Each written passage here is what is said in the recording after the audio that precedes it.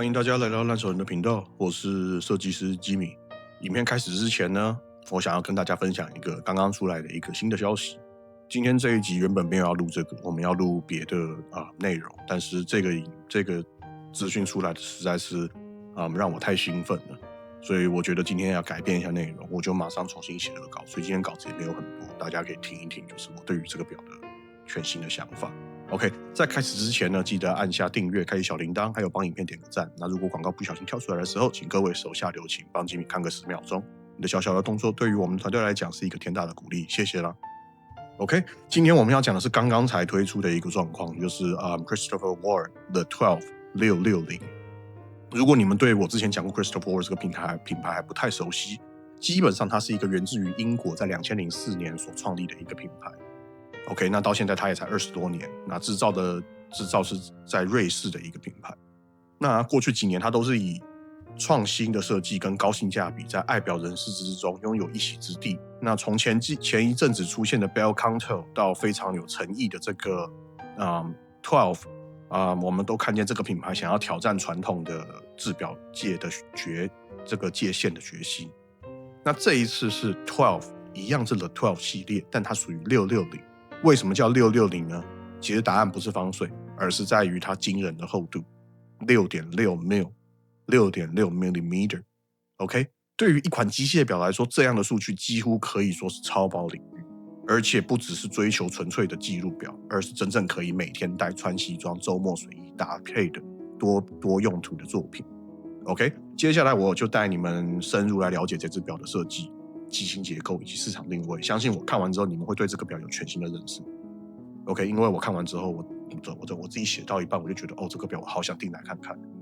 但它现在开放的是预定，所以你们如果真的有兴趣的话，就等一等，可能会有更多人评测出来，到时候你们再去选择要不要去购买这只表。OK， 我们要理解这个12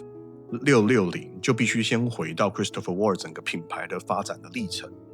OK， 2004年3位英国人创立了这个品牌，他们的理念呢是把瑞士的制表工艺跟英国的设计美学做结合，并且透过直接销售的方式来降低末端的售价，让更多人可以享受到高品质的机械表。那经过20年的默默耕耘， Christopher Ward 已经不再是默默无闻的那个小作坊的品牌手表，已经是拥有全球稳定市场，甚至是专业媒体跟收藏家认可的品牌。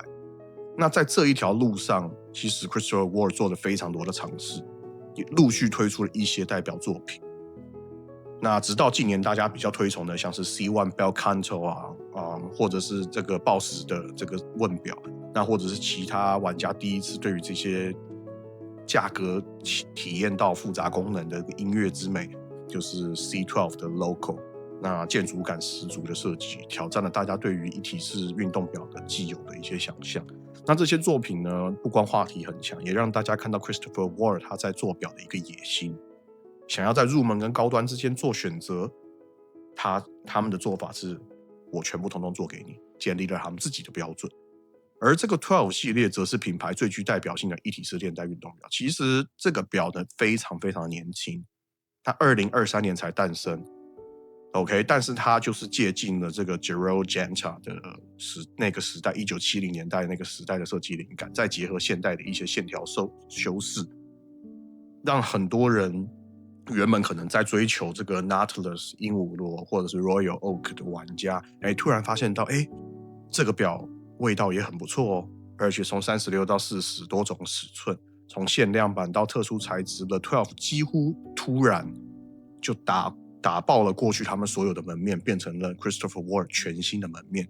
直到来到了2025年，现在才8月，品牌再一次自我挑战，不是把12做得更小更轻，而是直接进入超薄的领域。结果的12 660厚度仅 6.6， 保留原本的立体式链带的立体感，还搭配上了手上链机型。没错了，这个厚度其实你们一听就知道它绝对不可能是自动上链，那个摆陀的厚度就会增加至少3米了，就你懂我的意思吗？所以它这个一定是手上链。那当然这种选择就是非常聪明，因为它保持着它原本这个运动表的 DNA， 但是它又兼具着正装表那个很优雅的比例。它是一个新形式的正装运动表，这也是 Christopher Ward 在品牌20周年时希望可以达到的一个新的里程碑，所以他们推出了这个表。那660的设计上可以说是极简主义的一个蛮高的境界。首先它是12边形，这个我们都知道，这是它叫 The 12的原因。那延续了一贯的造型，搭配拉丝以及抛光的交错处理，让手表在纤薄之中依然有它的光影变化。那我认为这种手表可以让表壳看起来不会过于单调。那即使厚度压缩到 6.6 mm， 依然是有它的结构的层次。那表壳的曲线收得非常的利落，背盖、表圈都稍微小于这个中壳，所以因此在佩戴的时候，实际的厚薄的感觉会感觉更薄。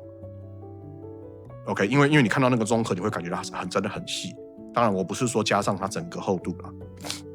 视觉上做一个修饰。那实际戴在手上，它的贴合程度，我觉得，应该会很接近鹦鹉螺3800那一种超薄的系列的运动表的隐形感吧，我的感觉啦。那另外一个重点是表盘 ，Christopher Ward 大胆的就是拿掉了一切可能增加厚度的东西，日期拿掉，秒针拿掉 ，OK。那以及传统的 Christopher 的格纹的装饰拿掉，留下的就是一片细腻有这个磨砂质感的平面。那修长的棒状时针以及指针在光线呈现的这个折射之下呢，非常的微妙。那这样的设计看起来很简单，却能让人专注于时间本身，并且真正做到 less is more 这个概念。那颜色方面，他们教了这个有点浅蓝浅绿的这个 teal 的颜色，然后一个深蓝，一个银白，那3种不锈钢的选择，还有一个 DLC 的黑色的电镀版本。那 DLC 这个我就劝大家，就是如果要买想清楚 ，OK， 如果你们真的有要买这个表，就是不要磕磕碰碰，因为那个表一磕都碰到那个伤会非常的明显 ，OK， 那它当然价格就也会比较贵，等一下我们会讲到。那全新设计的这个 Y 字形的这个链接，它的厚度仅 2.9 mm， 那搭配上 4.2 mm 的蝴蝶扣，让这个表带跟表壳融为一体。我觉得它是一个一气呵成的这种线条感，让这个660成为少数在正装、休闲、运动之间可以自由切换的一只很好的手表。那660可以达到这么薄的关键，无非我刚刚讲的那些事情，重点还是在 Sellita 的 SW210-1 的手上链机芯。那这一枚机芯本身的厚度就只有 3.35 mm， 拥有18颗的这个轴承宝石，正频为28800。OK， 动力储存是42到45小时。那 Christopher Ward 并非直接拿来用，而是进行了大幅度的改造。首先，他们透过传动的这个桥板镂空，并且施以这个镀烙的金属电镀，搭配上拉丝、抛光、倒角的处理，透过蓝宝石的背盖，可以清楚的欣赏到整个机械的结构的层次。那这些修饰细节也其实延续了他们在 Bel Canto 这个案子里面所累积的经验。OK， 当然他们在瑞士也有这个 Paluzzo 的跟这个 APJ 等专业厂商的协同的制作，才制作出了这一枚机芯。那由于它是手上链机芯，少了刚刚我讲的那个自动盘的厚度，所以整体它可以压到 6.6 mm。对，那当然对于就是手上链的人来讲，他可以享受每天上链的那个仪式感。喜欢互动的人来说，更是添加了一份乐趣。那虽然它没有秒针跟日期，也没有天文台认证，但是这支机芯的稳定性，还有它的装饰细节，我觉得也足以去支撑起 12 的660成为品牌代表性的纤薄手表。OK， 那像那个之前我们之后会讲到另外一个品牌 Main， 它的那个方表也才做到7点多 mm， 那这个12则做到6点多，我就有点吓到了。OK， 那个我另外一个集会来跟大家说明。OK， 那 Christopher Ward 的中高阶日常表，它的价格策略也是它一贯的风格，相对亲民有诚意。OK， 我们这边就报这个美金的价格，大家就自己乘以29，还是现在汇率到底升值了多少？我们升值了12%吧。Right, anyway， 已经应该是20几块、30块，我们算30块就好了。不锈钢加上橡胶带是1495美金，那不锈钢加上钢链带是1660美金。那黑色的 DLC 版本加橡胶带是1550美金，那 DLC 黑色加上 DLC 的链带是1780美金。那基本上在这个价位上面来说呢，我们就以这个$1660来算，乘以30，638，638，49800，就是大概我们算5万块一只。你们要知道的是，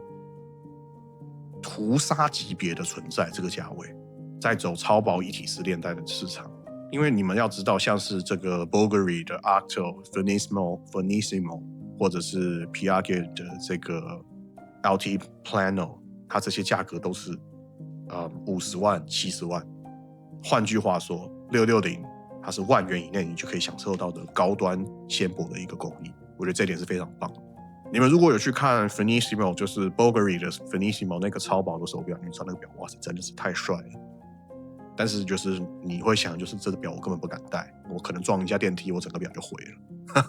就是那么的薄。OK， 那 The 12的这个660它适合哪一些人呢？我觉得它非常适合手腕细小或者是喜欢轻薄的佩戴者。38的表径加上 6.6 的厚度，几乎可以贴合在任何的手腕上面，不会有任何累赘感。其次是这一款表，你是需要通勤办公正式场合的使用者，它的设计是在运动表里面具备的结构感，但是它又保持了正装表的这个优雅比例，是一个全场合使用的一个万用选择。当然如果你是追求精准实际或高防水的玩家，660就绝对不符合你的需求，因为它的那个试水性只有30公尺，所以基本上你大概也选不到它了。但是如果你是重视设计感、舒适度、长期佩戴亲肤感的话，那我跟你讲，这只表绝对是你戴上手就不会想拿下来的。OK， 综合来说 ，Christopher Ward 的12660是一款将近20年以来积累的一个创新。那它浓缩在 6.6 的作品里面，它不是单纯追求最薄的基础，而是经过设计的比例、修饰细节、结构创新之后所呈现的一个很成熟的一个作品。那纤薄、舒适、设计极简、合理定价，适合多种场合的佩戴。那缺点的方面，就我刚刚讲，它只有30米的防水，并且它少了秒针，所以有些人会觉得它实用性可能偏低。但我认为，对于追求优雅以及设计感的人而言啦，这反而是刻意的取舍，去让手表在表达时间上面更为纯粹。所以，如果你是正在寻找一个能够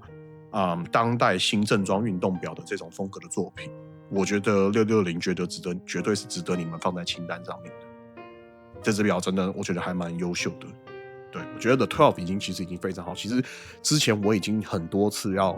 去买这个表，但是我后来就想一想，就是我好像因为我有其他的真达大师的品牌了，但是我就觉得这个有点太设计语汇重叠了。可是这一次他出了这个超薄，我就超有兴趣，所以我很庆幸我没有买一般版的那个12。这个版本我可能等之后再来看他们网站上什么时候会促销，我再来买。OK， 最后提醒大家一句，就是不管是什么样的手表，总归一句话，它都留不住时间。但是我们可以确定的事情就是，时间过的每一分每一秒，这一秒就成为下一秒的历史。对，这些历史都属于你跟我。所以吉米希望大家玩表玩得开心，玩得健康。戴手表不是戴一个累赘，而是要带一种态度，带着你的生活经历。OK， 更珍惜身边的人事物。那吉米希望大家用正面跟庆祝的态度去活好每一分每一秒。我是烂手人设计师吉米，我们下次影片再见吧，拜拜。